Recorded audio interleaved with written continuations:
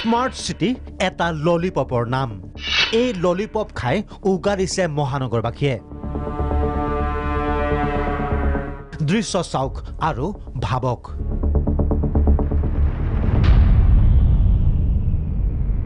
এয়াই নেকি স্মাৰ্ট চিটিৰ প্ৰকৃত ৰূপ। জনতাৰ বাবে এতিয়া স্মাৰ্ট চিটিৰ সপোন এক অলিক কল্পনাৰ নামান্তৰ। সচিবালয়ৰ পৰা মাথো 500 মিটাৰ নিলগৰ এই চোৱা হেঙেৰাবাৰীৰ ফৰেষ্ট গেটৰ শ্বহীদ কিশোৰ তালুকদাৰ পথ নহয় যেন জমৰ ঘৰলৈ যোৱা বাট। এই পথটো আমাৰ জীৱন ৰেখা স্বৰূপ।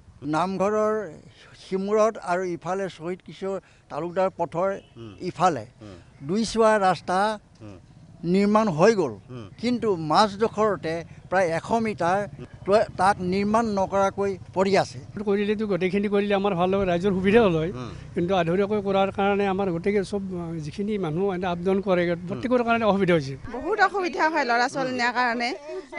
ডাঙৰ ল'ৰা ছোৱালী দাঙি নিব লাগে জোতাজিকে। এনেকুৱা অৱস্থাতে আমি ঘূৰি ফুৰিছোঁ। ইমান ৰাইজে বা গভৰ্ণমেণ্টে দেখিছে শুনিছে, ইমান ওচৰতে আছে, চবে অহা যোৱা কৰি আছে দেখিছে, কিন্তু আমিতো ক'লে লাভ নাই। বহুত দিগদাৰ হৈছে। আমাৰ দিছপুৰৰ ওচৰতে লাগি থকা ৰাস্তা মাধৱদেৱ পথ, এইটো সোনকাল হ'ব লাগে। এইটো কদৰ্য ৰূপ দেখা পালে আপুনি গম পাব, মানে নদীৰ নিচিনা হৈ আছে। গতিকে আমাৰ মাননীয় বিধায়ক অতুল বৰাদেৱে যাতে সোনকালে ব্যৱস্থা কৰে। কিশোৰ তালুকদাৰ পথৰ কাষতে সংলগ্ন এই চোৱা মাধৱদেৱ গুৰুজনাৰে নামাংকিত মাধৱদেৱ পথ। চুকত আমি থাকি আজি স্মাৰ্ট চিটি কৰিবলৈ গৈছে, কিন্তু আমাৰ ৰাইজৰ যিটো দুৰ্গতি, অকল ৰাস্তা পদূলিয়েই নহয়, আপুনি দিনটোত আপুনি ইলেক্ট্ৰিচিটি নাপায়, কিন্তু VIP ৰোডটোত পাব। 10-12 দিন আগতে আমাৰ উন্নয়ন মন্ত্ৰী সিদ্ধাৰ্থ ভট্টাচাৰ্য ডাঙৰীয়া আমাৰ ইয়াতে লোকেলতে পিকনিক খাই গুচি গৈছে গাড়ীৰ ওপৰতে বোকা পানী ভানি পেলাই। এই ৰাস্তাই দিয়ে গৈছে, এই ৰাস্তাই দিয়ে আহে, কিন্তু তেখেতে কোনো মন্তব্য দিয়া নাই। মানে ৰাস্তাটো এতিয়া আহি আছিলোঁ, এনেকৈ পিছল খাই কেনে পৰি ভাঙি গ'ল। এইটো ৰাস্তাৰ কাৰণে হৈছে। এইটো ৰাস্তাৰ কাৰণে হৈছে।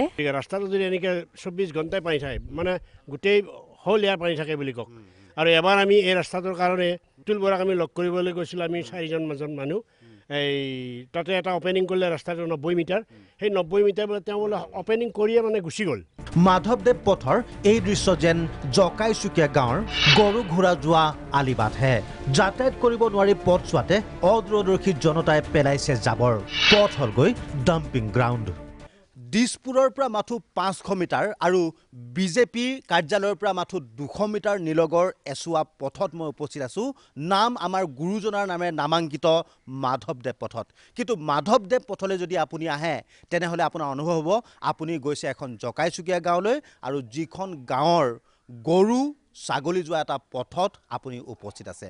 কিয় চৰকাৰে ব্যৱস্থা গ্ৰহণ কৰা নাই? পৰিৱৰ্তনকামী চৰকাৰৰ এয়াই চৰিত্ৰ নেকি? ভিডিঅ' জাৰ্নেলিষ্ট অজয়ৰ সৈতে হেমন্ত বেজ, প্ৰাগ নিউজ, গুৱাহাটী।